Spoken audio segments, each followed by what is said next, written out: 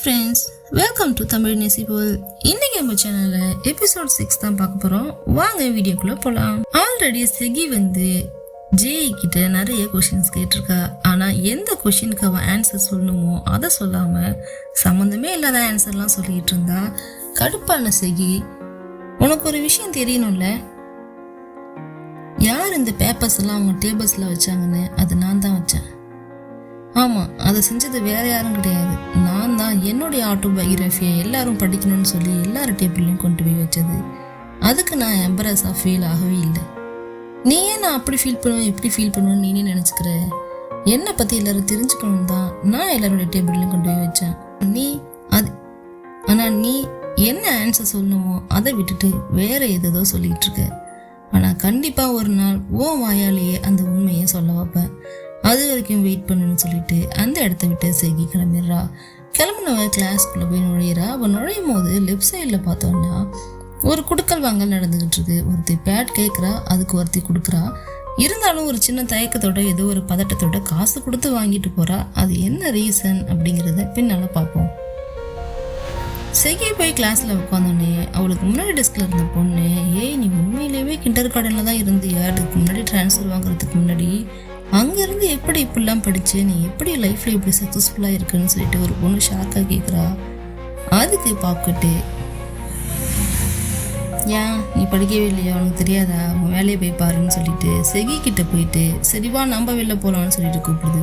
இவன் இதுக்கு நம்மளை கூப்பிட்றான்னு சொல்லி பார்த்தா ஸ்குவாட் லீடர்ஸ்க்கெலாம் அங்கே ஒரு மீட்டிங் நடக்குதான். ஸோ ஸ்குவாட் லீடரும் அவங்களுடைய அசிஸ்டன்ட் ஸ்குவாட் லீடரும் போகணும்னு சொல்லிட்டு 2 பேரும் போகிறாங்க. அப்போ ஜேஇ உள்ள வரா. அங்கே பார்த்தா பாக்கெட்டு செகியவே பார்த்துக்கிட்டு இருக்கு. செகிக்கு அது கொஞ்சம் எம்பாரசிங்காக ஃபீல் ஆகுது. நீ எதுக்கு என்னையே பார்த்துக்கிட்டு இருக்க, உனக்கு என்ன பிடிக்கல அவ்வளோதானே, அதுக்கு என்ன பண்ண முடியும்னு சொல்லிட்டு இவ சொல்கிறா. அப்படிலாம் இல்லை, பிடிச்சிருக்கு பிடிக்கல அதெல்லாம் இல்லை, உங்ககிட்ட நான் ஒரு விஷயம் சொல்லணும், அதுக்காக தான் உன்னை பார்த்தேன்னு சொல்கிறா.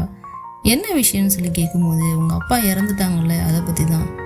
என்னது எங்கள் அப்பா உனக்கு தெரியுமான்னு சொல்லி கேட்கும்போது, ஆமாம் அந்த ப்ரொஃபஸர் தான் உன் அப்பாங்கிறது எனக்கு இப்போ தான் தெரிஞ்சுது. எனக்கு நல்லா தெரியும் அவர் தான் உன் அப்பான்னு சொல்லிட்டு, ஆனால் அவர் எப்படி இறந்தாருன்னு உனக்கு தெரியாதுல்ல, அதை பற்றி தான் நான் இப்போ உங்ககிட்ட சொல்லணும்னு சொல்கிறா. இவளுக்கு மறுபடியும் ஷாக் ஆகுது. அவங்களுக்கு ஏதோ ஹார்ட் ப்ராப்ளம் அதனால தானே இறந்துட்டாங்கன்னு சொல்லி செகி சொல்லும் போது, இல்லை அவர் அப்படிலாம் இறக்கலை, ஜே மெடிக்கல் சென்டரில் தான் இறந்துருக்காரு. அங்கே போகிறதுக்கு முன்னாடி வரைக்கும் அவர் நல்லா தான் இருந்தார், அதுக்கப்புறம் தான் இறந்துருக்காரு. அங்கே தான் ஏதோ தப்பு இருந்திருக்கு, அது என்ன தப்புன்னு யாராலையும் கண்டுபிடிக்க முடியல. இதெல்லாம் உனக்கு எப்படி தெரியும்னு சொல்லி செகி கேட்கும்போது பாக்கெட்டு, எனக்கு எப்படி தெரியும் தானே கேட்குற, எங்கள் அம்மா மூலயமா தான். எங்கள் அம்மா லாயருங்கிறது உனக்கு நல்லா தெரியும். ஆக்சுவலி இந்த டெத்து எப்படி நடந்துச்சுன்னு உன் ஸ்டெப் மதர் கண்டுபிடிக்கிறதுக்காக கம்ப்ளைண்ட் கொடுத்துருக்காங்க. கேஸ் ஆல்ரெடி போயிட்டுருக்கு, இது உனக்கு தெரியாதான்னு சொல்லி கேட்கும்போது சத்தியமாக எனக்கு தெரியாதுன்னு செகி சொல்கிறா. சத்தியமாக எனக்கு ஆச்சரியமாக இருக்குது, எப்படி உங்கள் அப்பாவை பற்றின கேஸ் நடக்கும்போது உன்னுடைய கன்சர்ன் இல்லாமல் நடக்கும்? உங்கள் வீட்லேயும் யாரும் சொல்லலையா, உன்னை எதுவும் சைனும் கேட்கலையான்னு சொல்லி கேட்கும்போது எனக்கு தெரியாதுன்னு மறுபடியும் செகி சொல்கிறா. ஆமாம், உங்கள் அப்பாவை கொன்னுட்டாங்க, அந்த கேஸை தான் எடுத்து எங்கள் அம்மா நடத்திக்கிட்டு இருக்காங்க. ஜே மெடிக்கல் சென்டரில் தான் ஏதோ நடந்திருக்கு, என்னன்னு சொல்லி கண்டுபிடிக்க முடியல. அதுக்கான ப்ராப்பர் எவிடன்ஸும் கையில் இல்லாதனால எங்கள் அம்மாவோட கேஸை முடிக்க முடியல. ஆனால் அவர் ஹார்ட் ப்ராப்ளமால இழக்கிறார். அவர் டெத்தில் ஏதோ ஒரு விஷயம் இருக்குது, அடாப்சியும் அங்கேயே நடந்ததுனால அதை ஈஸியாக முடி மறைச்சிட்டாங்க. இதை பற்றி உனக்கு தெரிஞ்சுக்கணும்னு தெரியலையா? அப்புறம் இன்னொரு விஷயம் நோட் பண்ணியா, அந்த ஸ்கூலில் அவ்வளோ பேர் இருக்கும்போது ஜேஇ எதுக்கு உன்கிட்ட பேசணும், உனக்காக எதுக்கு பறிஞ்சு பேசணும்? இதெல்லாம் நீ யோசிச்சு பார்க்க மாட்டியா? ஜேஇ உன்னை ஃப்ரெண்டாக வச்சுக்கணும்னு நினைக்கிறதே அவங்க அப்பா கேஸில் நீ ஹெல்ப் பண்ணுவேன்னு தான். அவங்களாம் ரொம்ப நல்லவங்கன்னு உங்களை நம்ப வச்சு ஏமாற்ற பார்க்குறாங்க. நாளைக்கே ப்ராப்ளம்னு ஒன்று வந்தாலும் ஜேஇ மேலே நீ சந்தேகப்படக்கூடாது, ஜேஇ அப்பா மேலே சந்தேகப்படக்கூடாது.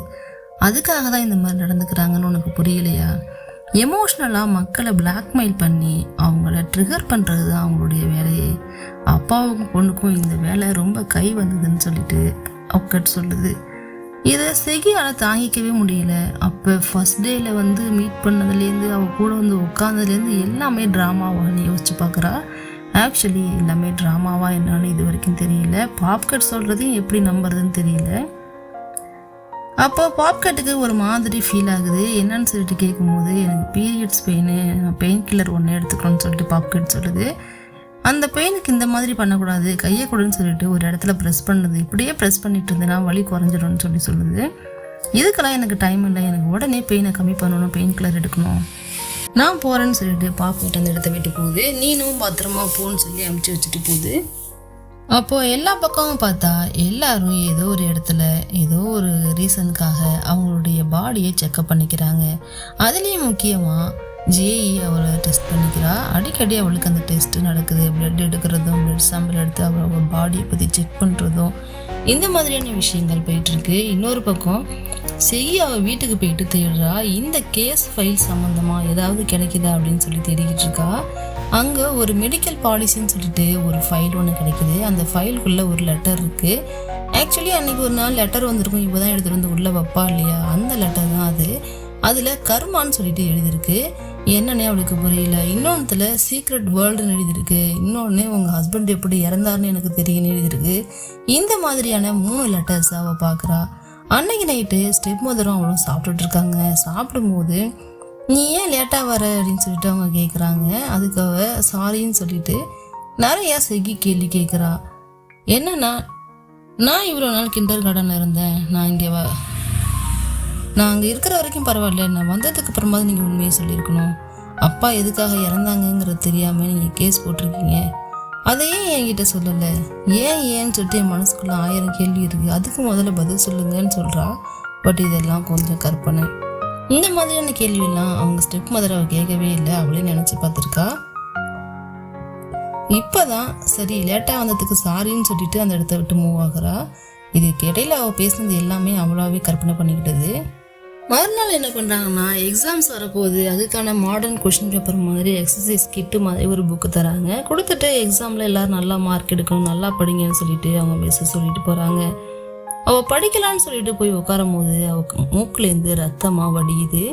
அதை தொடச்சி போட்டுட்டு டேப்லெட் எடுத்து பார்த்தவளுக்கு தோணுது, நம்ம மெடிக்கல் செக்கப் பண்ணியே ஆகணும் போல், நமக்கு எந்த ஸ்ட்ரென்த்தும் இல்லைன்னு தோணுது. இன்னொரு விஷயம் என்ன தோணுதுன்னா, அவள் எக்ஸாம்ஸ்க்கு ப்ரிப்பேர் பண்ணி ஆகணும். அவள் இப்படி ப்ரிப்பேர் பண்ணி ஆகணும்னா அவளுக்கு டேப்லெட்ஸ் வேணும். டேப்லெட்ஸ் போட்டால் மட்டும்தான் அவளால் ஃபஸ்ட்டு வர முடியும். இது அவளுக்கு நல்லாவே தெரியுது. டேப்லெட்ஸும் கம்மியாக இருக்குது. லாஸ்ட்டாக ஒரு டேப்லெட் தான் அவள் கையில் வச்சுருக்கா. ஸோ எல்லா மெடிக்கல் சென்டருக்கும் போகிறா. ஒரு மெடிக்கல் சென்டராக போயிட்டு அவளுடைய ஹெல்த்தை செக்கப் பண்ணணும்னு சொல்லிட்டு பார்த்தா அங்கே எல்லாமே காஸ்ட் அதிகமாக இருக்குது. இன்னொரு பக்கம் பாப்கெட்டும் போய் செக்கப் பண்ணுது. அதுக்கு ஏன் அந்த மாதிரி வலிக்குதுன்னு சொல்லிட்டு அதுக்கு சர்ஜரி பண்ணணும்னு சொல்லிட்டு டாக்டர் சொல்கிறாங்க. அந்த மாதிரி ஒருத்தங்களுக்கும் ஒரு ஹெல்த் இஷ்யூ இருக்குது. எனக்கு தெரிஞ்சு இவங்கெல்லாம் படிக்கணும்னு சொல்லிட்டு அந்த டேப்லெட் போடுறதுனால தான் அந்த ஹெல்த் இஷ்யூ வந்துருக்கும்னு நினைக்கிறேன். இன்னொரு பக்கம் ஜேஇக்கு ஏதோ இன்ஜெக்ஷன்லாம் போடுறாங்க, பிளட்லாம் வேற இன்செக்ட் பண்ணுறாங்க, பிளட்டு கம்மியாக இருக்குன்னு. செகி வழக்கம் போல் இன்னொரு பக்கம் தேடிக்கிட்டே இருக்கா, எங்கே நமக்கான இது கிடைக்கும் அப்படின்னு சொல்லிட்டு. எங்கே பார்த்தாலும் மெடிசன்ஸோடைய எக்ஸ்பென்சஸ் ரொம்பவே அதிகமாக இருக்குது. அவளால் கொடுக்க முடிகிற அளவுக்கு அது இல்லை. தேடி சோர்ந்து போயிட்டா. அப்போ அவளுக்கு ஒரு கால் வருது. யாருன்னு பார்த்தா அவள் கூட அங்கே கிண்டர் கார்டனில் இருந்தவங்க தான். எனக்கு அர்ஜென்ட்டாக காசு வேணும் கூடன்னு சொல்லி ஒருத்தவங்க ஃபோன் பண்ணி கேட்குறாங்க. என்கிட்ட எப்படி இருக்குன்னு கேட்கும்போது, இப்போ தான் நீ உன் பேரண்ட்ஸ் கூட சேர்ந்துட்டல, இப்போ நீ கேட்டால் உனக்கு கிடைக்கும், எனக்கு கொடு, நீ என்ன பெரிய ஆளான்னு சொல்லிட்டு திட்டுறாங்க. இவங்களும் உடனே ஃபோனை வச்சிடுறாங்க. அதுக்கப்புறம் செகிக்கு என்ன பண்ணுறதுன்னு தெரியாமல் அலைஞ்சி திரிஞ்சு இந்த பிளாக் மார்க்கெட்லாம் வாங்குவாங்க தெரியுமா, அந்த மாதிரி ஏதோ ஒரு இடத்துல தேடுறாங்க. தேடும் போது தான் அதில் ஒரு விஷயம் கிடைக்குது. என்னென்னா, இங்கே டேப்லெட்ஸ் கிடைக்குங்கிற மாதிரி போட்டிருக்கு. அதுக்கு முதல்ல அவன் பாஸ்வேர்டை இன்செர்ட் பண்ணுன்னு சொல்லிட்டு வருது. பாஸ்வேர்டான்னு யோசிக்கும் போது தான் டிபியில் ஒரு விஷயத்தை கவனிக்கிறா. இந்த ஹேண்ட் கிராஃப்ட் மாதிரி பேப்பர் கிராஃப்ட் பண்ணுவாங்க இல்லையா, அதுலேயே பறவை மாதிரிலாம் செய்வாங்க இல்லையா, அந்த மாதிரி ஒரு விஷயத்த ஒரு பொண்ணு அவள் கையில் கொடுத்துருப்பா. அவள் கிளாஸில் ஒரு பொண்ணு பேட் வாங்கிட்டு போனா இல்லையா, அந்த பொண்ணு தான் கொடுத்துருப்பா. இப்போ தான் அவளுக்கு ஒரு விஷயம் தெரிய வரும். இதில் தான் பாஸ்வேர்டு இருக்கான்னு சொல்லிட்டு டக்குன்னு அதை ஓப்பன் பண்ணி பார்த்தா அதில் பாஸ்வேர்டு எழுதியிருக்கும். அந்த பாஸ்வேர்டை இன்செர்ட் பண்ணோடனே செகி தானா அதுன்னு சொல்லிட்டு அவளும் கேட்டுட்டு 2 பேரும் நல்லா பேசிட்டு டெக்ஸ்ட் பண்ணிகிட்டே இருப்பாங்க. டெக்ஸ்ட் பண்ணிவிட்டு இந்த இடத்துல இந்த ஸ்பாட்டில் டேப்லெட்ஸை கலெக்ட் பண்ணிக்கோன்னு சொல்லிட்டு சொல்கிறாங்க. சொன்னதும் இவளும் அந்த டேப்லெட்டை கலெக்ட் பண்ணுறதுக்காக அந்த இடத்துக்கு போகிறா. அப்போ தான் ஒரு டார்க் பேக்ரவுண்டில் காட்டுறாங்க. ஒருத்தவங்க அந்த மெடிசன் இருக்கிற ரூமை ஓப்பன் பண்ணி அதுலேருந்து மெடிசனை திருட்டிட்டு போகிற மாதிரி. அதுவும் ஸ்கேட்டிங் போர்டில் போகிறாங்க. ஸ்கேட்டிங் போர்டில் போகிறது நமக்கு தெரிஞ்சு ஜிஇயை மட்டும்தான் இருக்க முடியும். அந்த இடத்துக்கு செகி போயிடுறா. அந்த ஸ்கேட்டிங் போர்டு விளையாடுற இடத்துக்கு போயிடுறா. அங்கே ஒரு ரூம் இருக்குது, அதை ஓப்பன் பண்ணிவிட்டு அதுக்குள்ளே காசையும் வச்சுட்டு அந்த இடத்துலேருந்து போகலான்னு சொல்லிட்டு வெளில வரவளுக்கு இன்னொரு ஷாக்கு. இந்த பக்கம் அந்த இடத்துக்கு வர்றது யாருன்னு பார்த்தா அச்சல் நம்ம ஜெயி தான். வந்தவளோ இப்போ பார்த்தோன்னே ஷாக் ஆயிட்டா. என்னது நீனான்னு சொல்லிட்டு, யோசகி நீதானா? நீ நல்லா படிக்கிறதுக்கு காரணம் இதுதானா? நீ டேப்லெட் போடுறதுனால தான் ஸ்கூல் ஃபர்ஸ்ட் வர. இது தெரியாமல் நான் இருந்திருக்கேன் பார்த்தியான்னு சொல்லிட்டு ரொம்பவே அலட்சியமாக பேசுகிறா. இப்போ உன்னால் இந்த டேப்லெட் இல்லைன்னா உன்னால் ஃபர்ஸ்ட் வர முடியாது அப்படித்தானே அப்படின்னு சொல்லிட்டு ரொம்பவே கேவலமாக பேசுகிறா. இவளுக்கு ஷாக்காக இருக்குது, விஷயம் தெரிஞ்சு போயிடுச்சுன்னு சொல்லிட்டு இந்த மெடிசனோட நேம் என்னன்னு சொல்லி நான் வெளில வாங்கிக்கிறேன்னு மாதிரி சொல்கிறா. இது என்னோட பிஸ்னஸ் சீக்ரெட், நான் இதை யாருக்கிட்டையும் சொல்கிறதா இல்லை, ஒன்றால் முடிஞ்சால் நீ எப்படியாவது கண்டுபிடிச்சிக்கோன்னு சொல்லிட்டு அவள் ஸ்கேட்டிங் விளையாட போகிறா. விளையாண்டு முடிச்சுட்டு நின்றுட்டு அவள் கையில் புக்ஸு கொடுக்குறா. அது என்னன்னா அந்த டியூட்டரிங் கிளாஸில் உள்ள ஹிண்ட்டு தான் அது எல்லாத்தையும் கொடுத்து உனக்கு இந்த மெடிசன் ரெகுலராக வேணும், உனக்கு எல்லாமே வேணும் அப்படின்னு சொல்லலாம். கண்டிப்பாக நீ இந்த ஸ்கூலில் ஃபஸ்ட்டு வந்தாகணும், என்னை விட ஒரு மார்க்காவது நீ அதிகமாக வாங்கி காட்டு. அப்படி நீ வாங்கிட்டனா எனக்கு கிடைக்கிற எல்லா டியூட்டரிங் இதுவுமே நான் உனக்கு தரேன். அப்படி நீ வாங்கிட்டனா நீ கேட்ட கொஷினுக்கான ஆன்சரை நான் தரேன்னு சொல்லிட்டு சொல்கிறா. செகிக்கு ஒன்றுமே புரியல. யார் இவன்? நமக்கு நிறையா பண்ணுறா, கெட்டதும் பண்ணுறா நல்லதும் பண்ணுறா, ஏன் பண்ணுறானே தெரியல. ஃபஸ்ட்டும் வரணும்னு சொல்கிறாளேன்னு நினச்சிக்கிட்டு ஒன்றுமே புரியாமல் அந்த இடத்த விட்டு மூவ் ஆன் ஆகுறா. அப்புறம் பாத்ரூமில் போயிட்டு அந்த சானிடரிங் பேட் எடுத்து பார்த்தா அந்த பேட்குள்ளே தான் டேப்லெட்ஸ் இருந்திருக்கு. அப்போ தான் அவளுக்கு எல்லாமே புரிய வருது. அன்னைக்கு சானிடரிங் பேட் வேணும்னு சொல்லிட்டு ஒருத்தர் வாங்கியிருப்பா இல்லையா, அதில் உள்ள சீக்ரெட் இப்போ தான் அவளுக்கு புரியுது. அதுக்குள்ளே தான் டேப்லெட்ஸ் இருந்திருக்கு. ஆக்சுவலி வாங்கினது பேட் இல்லை டேப்லெட்டுன்னு சொல்லிட்டு செகி மறுபடியும் வழக்கம் போல் டேப்லெட்டை போட ஆரம்பிச்சிடுவா. டேப்லெட்டை போட்டோடனே அவள் மூளை பயங்கரமாக கண்ணா பின்னான்னு வேலை செய்ய ஆரம்பிச்சிடும். மறுபடியும் படிக்க ஆரம்பிச்சிடுவா. அந்த டேப்லெட்டை விட இந்த டேப்லெட்டு ரொம்ப பவர்ஃபுல்லாக இருக்கும் போல். அதனால தான் அவளுக்கு என்னென்னமோ தோணுது. அந்த கண்ணாடிக்குள்ளேருந்து தண்ணி வர மாதிரி தெரியுது, அங்கே உள்ள லைட்லாம் பிளிங்க் ஆகிற மாதிரி தெரியுது. இது எல்லாமே அந்த டேப்லெட்டோடைய எஃபெக்ட் தான். இதோட இந்த எபிசோடு முடிஞ்சிருச்சு. நெக்ஸ்ட் எபிசோடில் மறுபடியும் மீட் பண்ணலாம். தேங்க்யூ.